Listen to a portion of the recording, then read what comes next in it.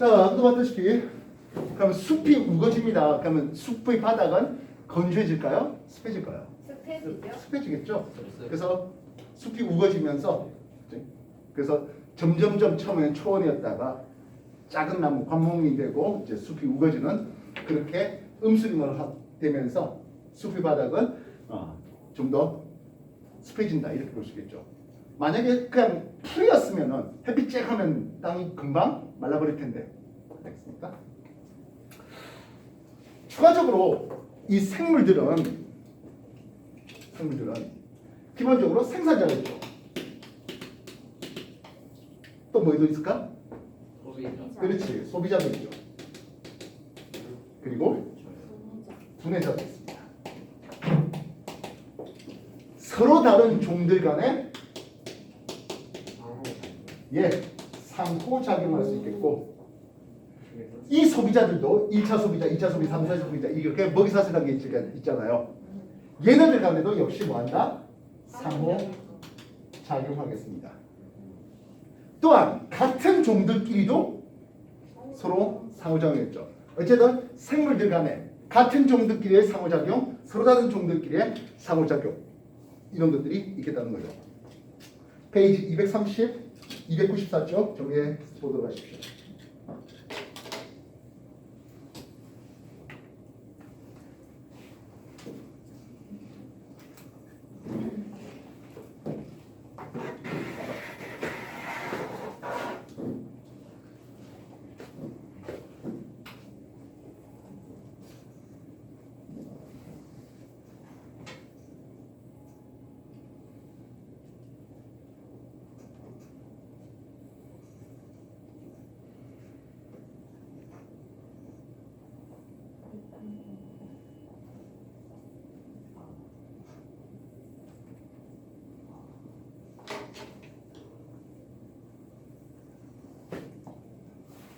자, 생물이 꽤 빛의 영향을 많이 받는 걸 우리가 잘 알고 있을 텐데요.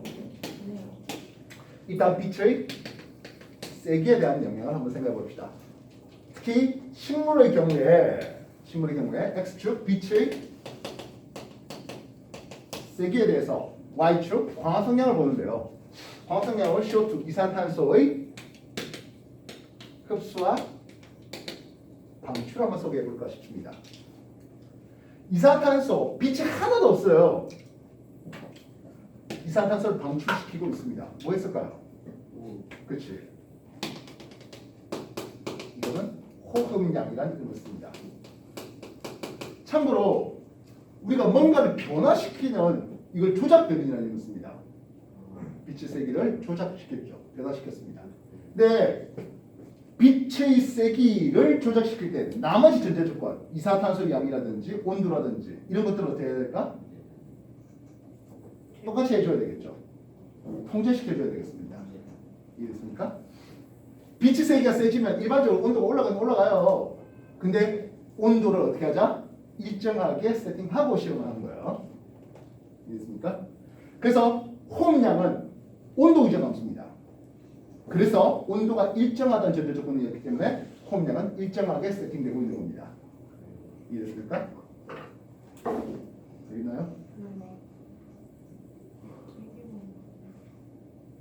이제 빛이 조금씩 세짐에 따라서 이산탄소의 방출량이 점점점 줄어들다가 어느 순간 이산탄소의 출입 방출량이 없어지는 요 빛의 세기가 오네요. 요 빛의 세기로 우리는 오상점이라는 힘을 씁니다. 이산탄소의 출입이 안 보여요. 흡수, 방출 그딴 거 없대요. 도대체 이건 왜 그럽니까 하면 광합성량과 호흡량이 이건 같았기 때문이에요. 결국엔 이 보상점 비율과 빛의 세기가 약하면 광합성을 통해서 양분을 얻는 것보다 자기가 가지고 있는 양분을 더 쓰는 게 많죠. 그럼 어떻게 될까? 벌어들이는 것보다 쓰는 게 많아. 적자, 시동분량, 오사라고 부릅니다. 말아주는 겁니다. 이해됐습니까? 뭐 여러분도 그렇고 나도 그렇고 뭐 여러분들 부모님도 다 그렇겠지만 일단 기본적으로 써야 되는 돈이 있을 거 아니에요. 뭐 식비도 있을 것이겠고, 뭐 교통비도 있을 것이겠고, 뭐 통신비도 있을 것이겠고, 뭐 경우에 따라서는 뭐 집세, 월세 이런 것들도 있을 수 있겠습니다. 괜찮겠습니까? 여기서 내가 그냥 가만히 있어도 100만 써야 된다고, 한 달에 100만 써야 된다고 합시다. 나 아무 일도 안 하면 100만 원 계속 써먹겠죠. 저장했던 거 계속 써먹다가 통장 잔고 제로되면 실현물량 돼버리면 되는 거 아니야, 그치? 파산, 예 맞아요. 근데 이제 내가 점점점 일을 합니다. 100만 원 일을 했는데 뭐 30만 원만 벌었다면 그래도 70만 원 적자잖아. 딱 100만 원 일해갖고 일해서 100만 원 벌고 100만 원 썼다고 생각하면 그냥 똘똘이 되는 거죠. 예. 한 달 지나고 두 달 지나고 통장이 잔고가 증가되는 게 없네요. 즉 이렇게 되면 생장이 정지됩니다. 그렇다면 이 이상부터는 어떻게 되겠습니까? 생장하겠죠. 한 달에 100만 쓰는데 120만 벌었대. 130만 벌었대. 그럼 20만 30만 원씩 저축이 될 수 있을 것이겠네요. 이해됐습니까? 근데요, 내가 요즘에 저 대선 이슈 중에 하나가 주 120시간이거든요. 120시간이면요 얼마나 되는 시간일까요? 만약 주 5일을 한다면 24시간 꽉 채워야 되는. 예 그렇습니다. 생산노예. 단 한숨도 안 자고 주 5일 다 일하고 24시간씩 5일 일하고 나머지 토일 48시간 내내 자는 그래 될까요? 뭐 아무 생각 없이 120시간 뭐 플러스를 것 같긴 한데 내가 뭐 하루에 20시간씩 일하고 그걸 일주일 내내 돌리고 이럴 수 있을까요? 못해요. 그래서 만약에 나한테 뭐 수업이 들어오고 과외가 들어오고 한다 하더라도 내가 처리할 수 있는 양이 분명 한계가 있죠. 그래서 이렇게 됩니다. 이 빛의 세기를 뭐라 부릅니까 하면 광포화점이라는 이름을 씁니다.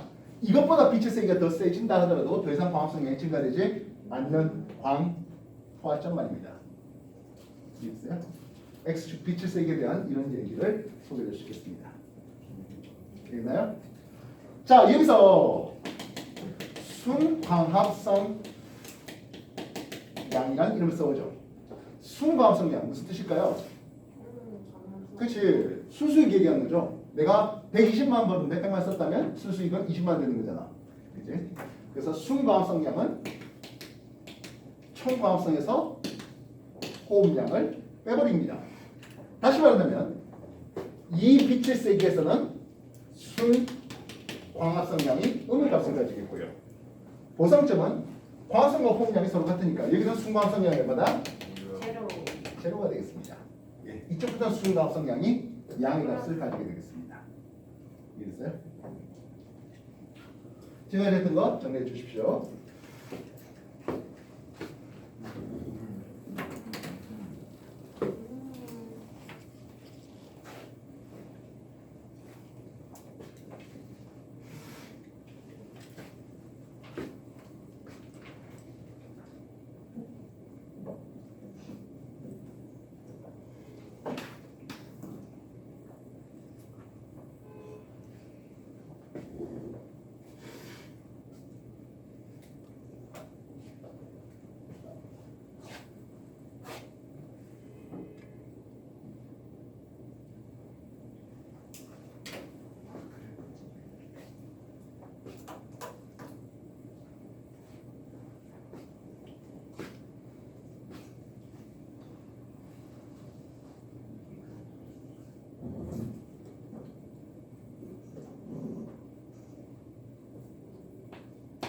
어떤 식으로 이러네요. 상대적으로 호흡량 작고 보상점 작고 광포화점도 작아요. 그러면 어떤 친구는 처음부터 호흡량은 크고요. 보상점도 크고요.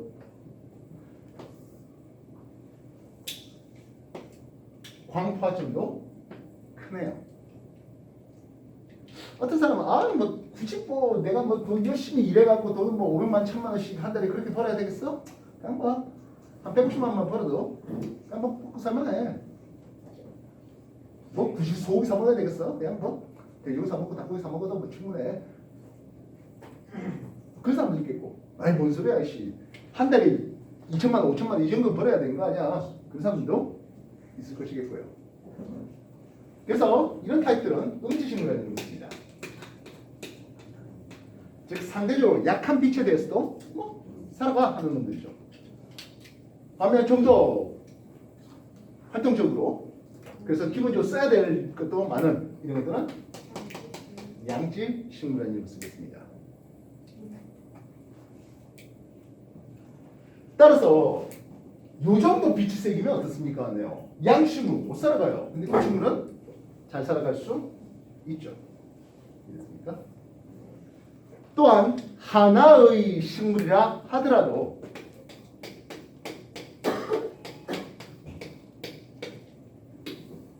하나의 식물이라 하더라도 상대적으로 빛을 높은 데서 받는 이런 놈들은요.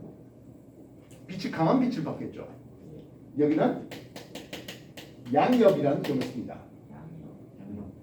반면 아래쪽에 있는 이런 놈들은 위에서 빛을 많이 받다 보니까 밑에는 빛이 별로 안 들어와요.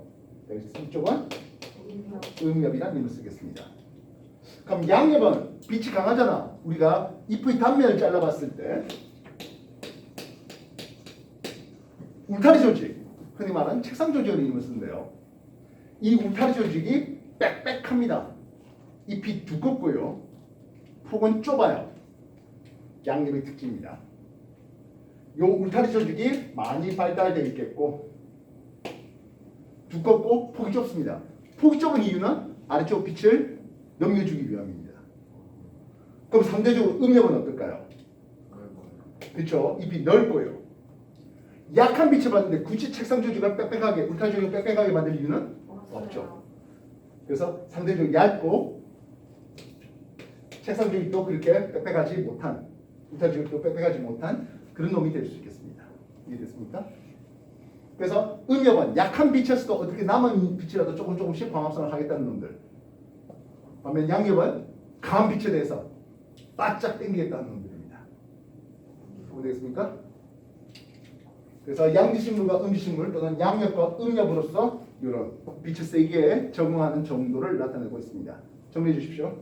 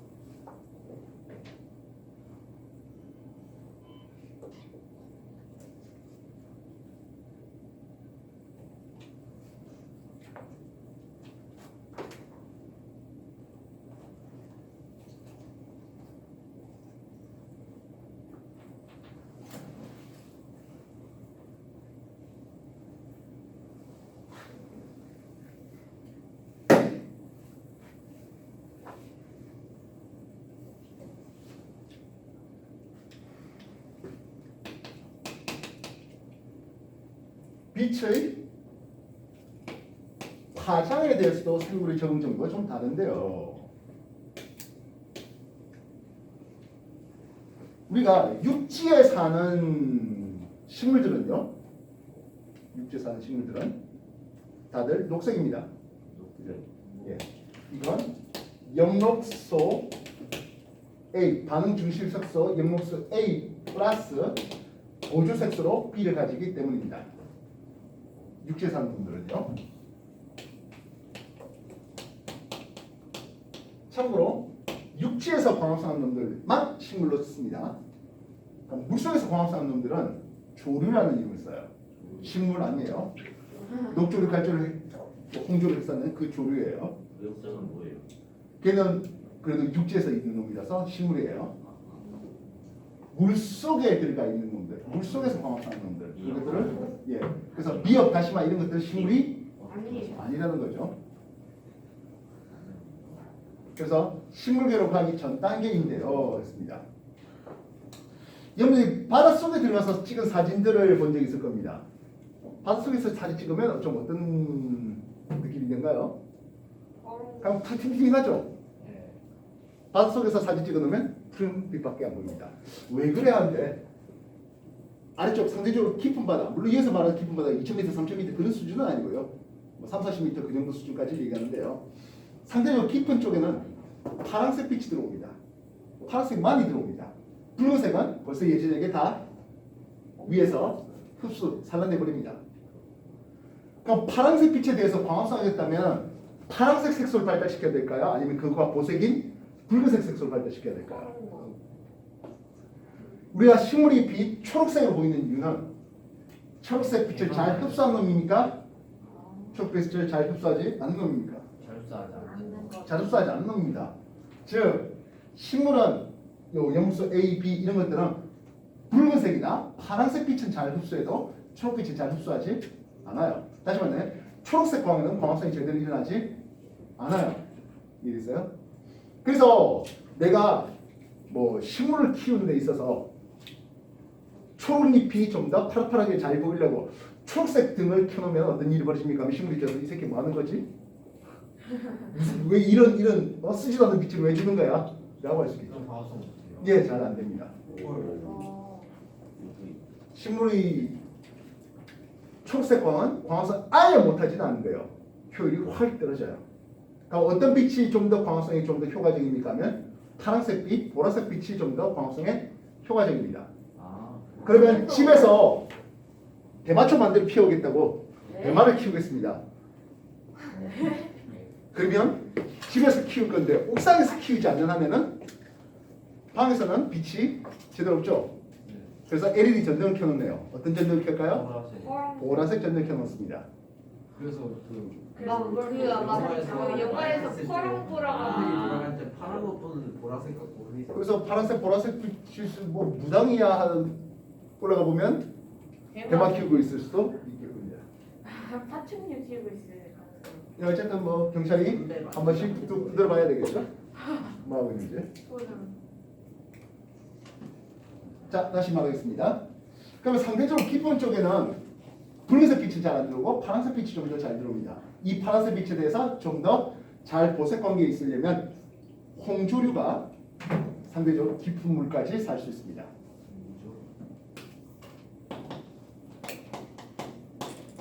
홍조류는 영록소 A 말고도 홍조소라고 해서 붉은색 색소를 가지고 있는데요. 그래서 홍조류는 김, 우무, 가사리 같은 놈들이 대표적인 놈들인데 얘네들은 얕은 물에도 잘 살지만 상대적으로 깊은 물에도 좀 더 잘 살 수 있습니다. 반면 육지식물과 똑같은 영록소를 가지고 있는 녹조류는요.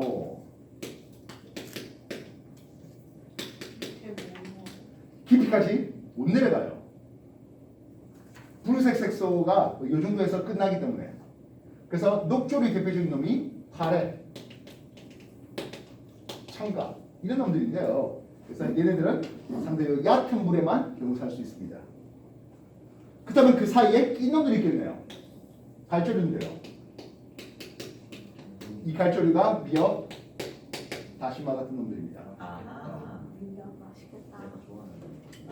예, 페이지 295쪽 빛의 파장에 대한 내용들로 소개가 되고 있네요. 정리해 주시죠.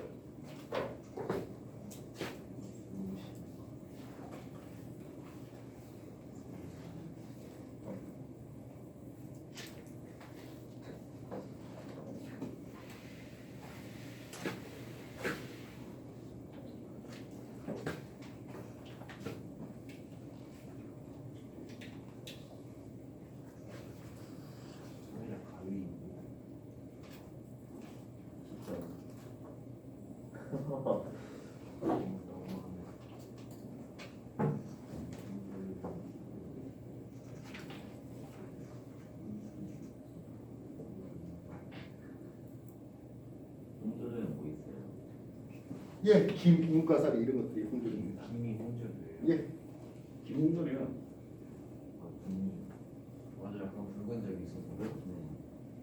녹조류는 녹조류의 아메랑 팔에 청각. 팔에 묻히면 먹으셨죠? 팔에 묻히면 어떻게 한 번도 안 먹어봤습니까? 카레 들어본 적은 있어요. 카레를 안 먹어봤죠. 안 먹어본 것 같은데. 먹어본 적이 있는지 카레를 들어본 적은 안 먹어봤을 거예요. 아마 청각은 글쎄요 서양 쪽에는 청각이 잘 없었던데요.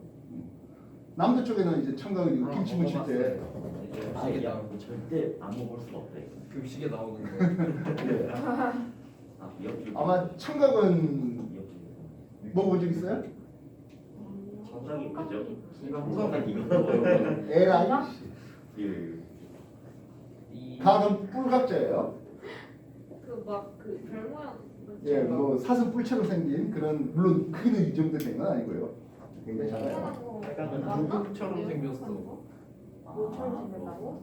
나 이거 한 번도 안 먹어봤는데. 예, 김치 만들 때 그냥 김치 소 재료로 넣기도 하는 놈이에요. 팔각은 아는데 청각은 하나는 또 뭐지? 있어. 팔강도 향신료 쪽에 뭐. 오, 자, 뭐야, 다음 이거. 볼게요. 나머지 또 남은 것은 빛인데요. 빛이 비추는 시간. 1조 시간만입니다. 빛이 비추는 시간인데요.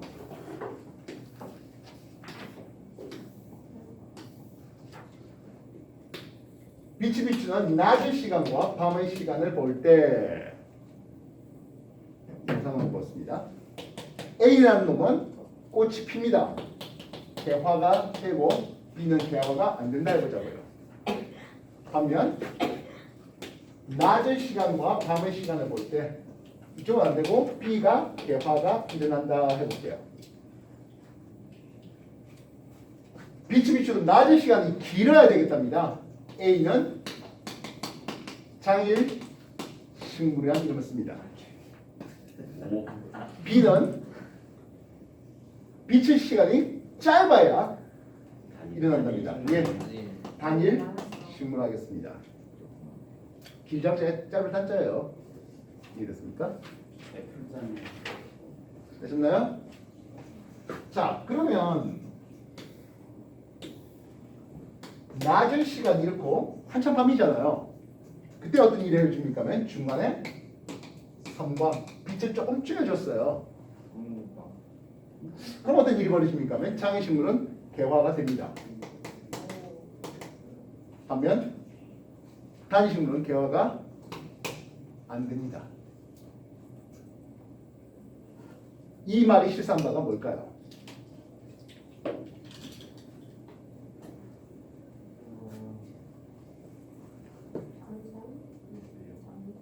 식물의 개화에는 낮의 길이가 얼마나 기냐보다는 지속적인 밤의 길이가 더 중요하다는 거예요.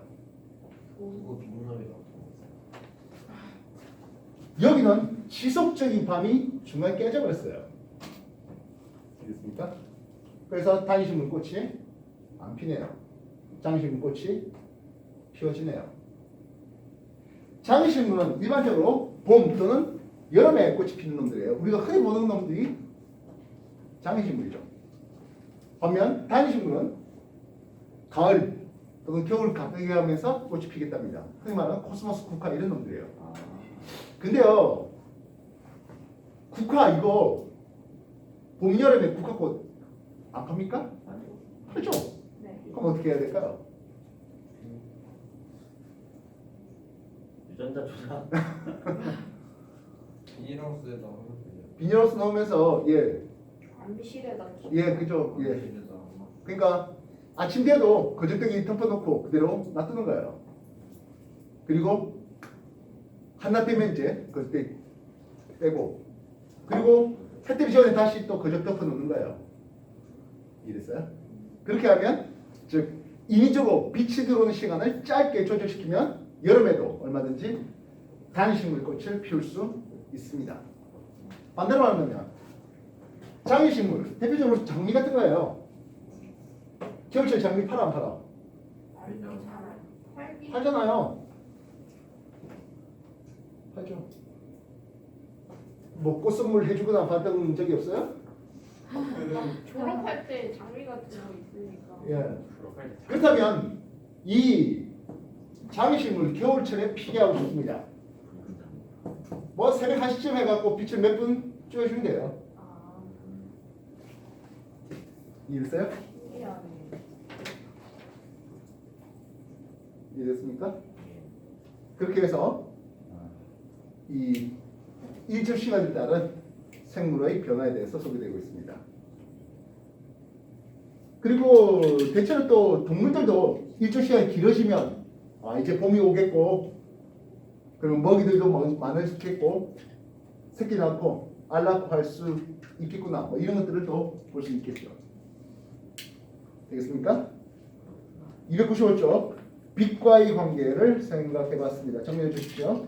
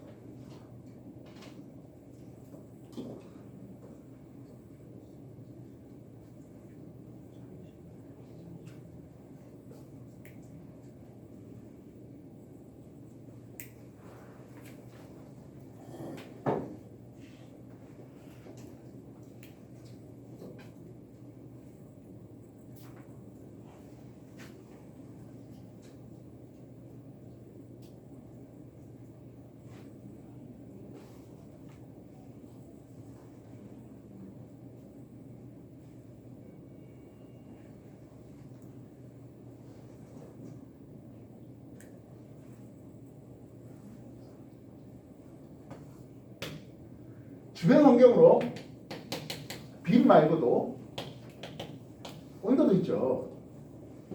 온도. 우리가 고위도로 가면 추워요. 예. 항온동물 또는 정온동물이라는 이름을 쓰는데요. 뭐 포유류 같은 것들이 항온동물입니다. 추운 데 가면 열 손실이 막아줘야 되겠죠. 열 손실을 막기 위해서는 어떻게 해야 될까요? 옷을 입어요. 일단 몸 말단을 줄입니다. 표면적이 줄어드는 거죠. 예를 들어서 귀 같은 것들도 사망 여부가 있을 것 같은데요. 296쪽 보실까요? 커요. 예. 더운 데 사는 놈들은 귀도 크고 근데 추운 데 가니까 몸 말단을 줄입니다. 그리고 단위 부피당 표면적을 볼 때 몸집이 큰 게 단위 부피당 표면적이 작습니다. 그래서 상대적으로 고위로 갈수록 몸의 말단은 줄어들고 몸집은 커지는 특징을 보게 됩니다. 말레이 곰이라는 놈을 혹시 들어본 적 있을까요? 완전히 검색해 보신 말레이 곰. 완전히 말레이시아 할 때 그 말레이 곰. 오. 사이즈 어느 정도 나와요? 어. 이렇게 긴데요? 개미알캐처럼. 와우. 왜 이렇게 못생겼어요? 일단 몸집의 크기를 한번 보여주십시오. 무게라든지 이런 것들이 있을 것 같은데요. 되게 작다. 있는 어. 미역회 때 1.1에서 1.4m 정도래요. 예. 헐. 자, 그러면 코카콜라 마시는 북극곰. 얘는 어느 정도 몸집일 것 같습니까? 누구요? 코카콜라 마시는 북극곰. 뽀로로 친구 북극곰. 2m 넘지 않을까? 걔 한 500kg 넘어요. 온 길이가 2에서 3. 야, 나는 이렇게 귀엽게 생겨야지. 야, 진짜. 북극곰 귀여워요? 북극곰이 사람을 찢어. 예. 북극곰이 맞아요. 보통 주식이 콜라야. 그러네. 귀엽다. 2m, 3m. 그러니까 이게 사이즈가 장난 아니에요. 이거 뭐 사람하고 이렇게 붙는다 답도 안 나오는 일이에요. 사람을 찢어. 예. 뭐 시베리아 회색곰 하면서 얘기하잖아요. 사냥한다 어떡해. 너무 귀여워요? 귀엽다고 사냥하는 게 이 박주희가 곰이라 그래. 그래서 말레이곰처럼 더운 데 사는 놈들은 그렇게 몸집이 크지도 않고요. 반면 북쪽으로 가니까 좀 더 커집니다. 펭귄 중에서 좀 사이즈가 크다는 것은 남극에 사는 황새 펭귄입니다. 키가 한 2.2m 정도 들어갈 수 있거든요. 2.2m요? 예, 2.2. 1.2, 1.2. 이성이만 1.2m 정도 됩니다. 근데 유성이 갈라파고 이쪽으로 쭉 가면 훔볼트 펭귄이라는 이름을 써요. 여기 참고 이렇게 올라가는 해류가 훔볼트 해류라는 이름을 쓰는데요. 예, 훔볼트 굉장히 자주 나오는 놈이에요. 여러분 진미채로 많이 먹고 있는 오징어, 훔볼트 오징어 이쪽에서 잡히는 거예요. mol줄이 한 요만합니다. 바디기 더 있고요. 훔볼트 오징어가 먹으면 뒤진다는 그 오징어. 그건 훔볼트 오징어는 그래도 우리가 먹는다니까 진미채로 그 대왕 오징어는. 그건 못 먹겠고요. 예, 훔볼트 펭귄 하면 뭐 그래도 한 5, 60cm 정도는 되는 것 같습니다. 아마 이렇게 와서 이쪽에 갈라파고스 펭귄 한 3, 40cm 됩니다. 그 30cm 자. 갈라파고 예. 갈라파고. 예. 갈라파고스 군도에 있는 펭귄. 지나가도 봤는데 뭐 꽤 작아요. 아담하게. 아델이네. 50cm. 예. 53cm. 얘네가 그래서 역시 추운 데로 가니까 커지는 몸집을 보고 있습니다. 이해했습니까? 그럼 식물은 온도에 어떤 적응을 하겠습니까? 한데요. 식물은 추운 겨울이 되면 체내에 있는 녹말을 분해시켜서 포도당을 만듭니다. 다당류인 녹말보단 단당류인 포도당이 되면요. 체의 농도가 높아져요. 진한 물은 진한 농도는 좀 잘 안 얼어. 그러니까 소금물하고 맹물 놔두면 맹물이 먼저 얼지 소금물은 나중에 얼어요. 그래서 다당류인 녹말을 단당류인 포도당으로 쪼개면 체의 농도가 높아져서 삼투압이 높아져서 잘 안 얼어 죽어요. 메이플 시럽이라고 하죠. 그래서 가을철에 나무에다가 관을 뽑아가지고 그 책을 농축시켜서 끓여가지고 메이플 시럽 만든 거예요. 식물이 안 죽으려고 단당류로 만들어놨더니 사람이 그걸 빨 데가 없네요. 아이고. 아이고. 아니 나 맛있긴 해. 비싸요, 그죠? 예 비싸. 땀 비싸요. 울고 난 거고 자, 그래서 온도에 대한 적응의 얘기를 소개해봤습니다. 페이지 296쪽 정리해 주십시오.